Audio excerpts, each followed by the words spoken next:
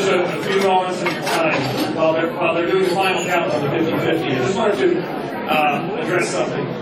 On March 4th, 1959, the Beacon Volunteer Ambulance Corps answered its first call for help. That's just over 57 years ago.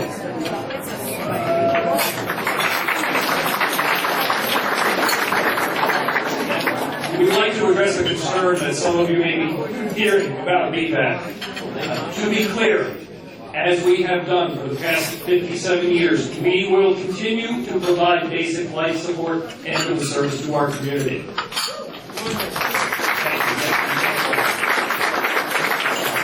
Based on recent events and the changing landscape of EMS, the Board of Directors made the difficult but unanimous decision to discontinue providing advanced life support ourselves. Paramedic ALS ambulance service to our community will continue through agreements in place with other EMS agencies. EMTs from BVAC will continue to provide basic life support EMS. Overall, the high standard of care you deserve will be maintained. This has all been done to ensure the long-term success of our organization. BVAC was here for you yesterday. Today, you are all here for us, and we will be there for you tomorrow. Thank you very much for listening.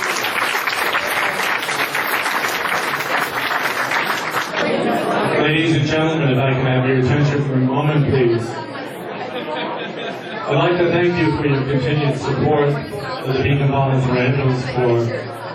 But there are many people besides the volunteers who have helped us over the years, and in particular, the Chorus family.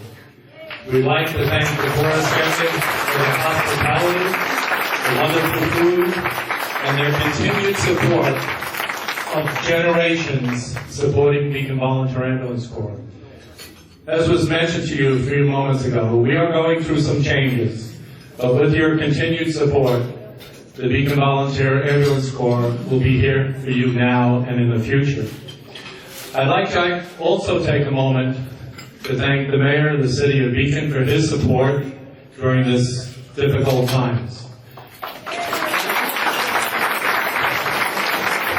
And I'd like to also thank the Chief of the Fire Department for him and his volunteers and staff that assist the Beacon Volunteer Ambulance Corps. Some people wonder, why do we see 2 fire trucks coming into my view when we get an emergency? Well, when the hospital closed here in Beacon some years ago, we had a problem. We no longer had a hospital. And what we did at the Beacon Volunteer Ambulance Corps and at the Beacon Fire Department was we put in a 3-tier response system. The 3-tier response system was that we had the fire drivers who were on shift 24/7, trained up as emergency medical technicians, and we, with the Beacon Volunteer Ambulance Corps, the basic life support unit, would respond to the call for help.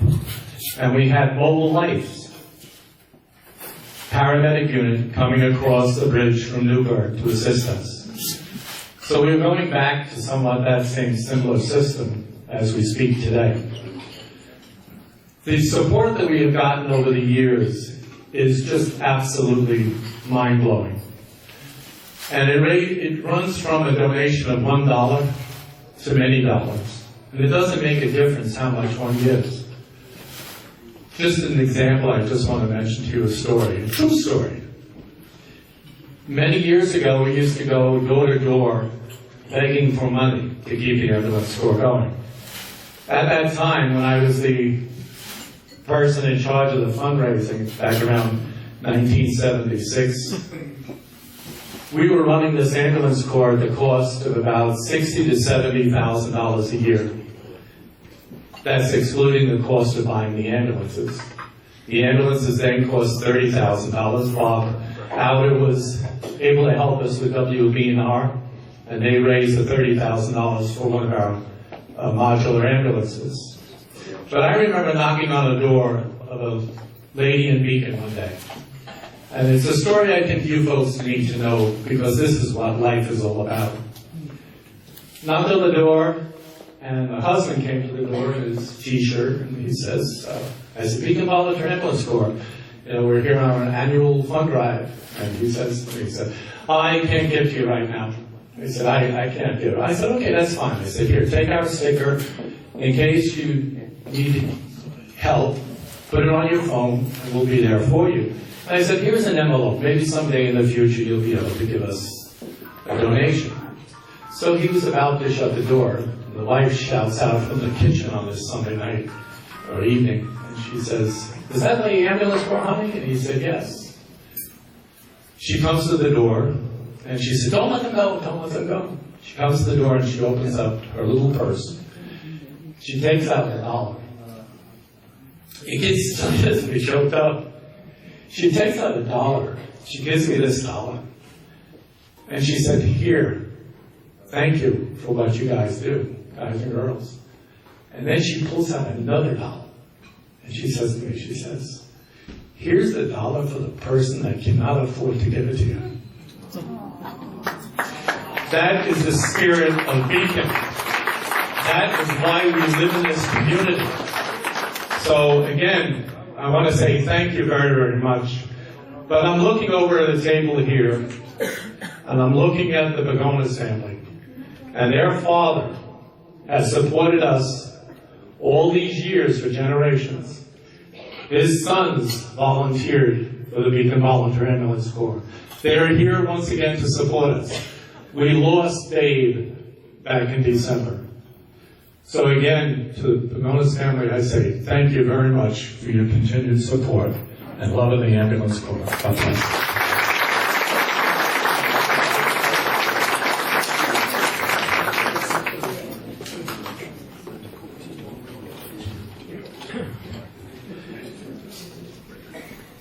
This is the third generation of the Chorus family, and Remy is going to be the person who is going to do this.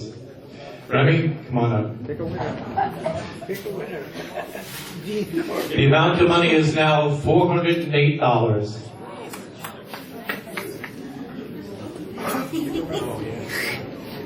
And the lucky winner is 609 71 65. 609 71 65. Come on up.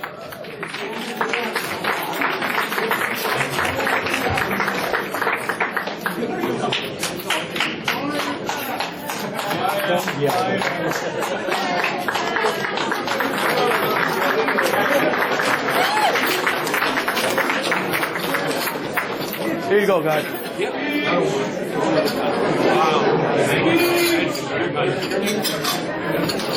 Your name? Phil Picandia. I'm not a Joseph. Phil Candia was a winner, and he's donated it all back.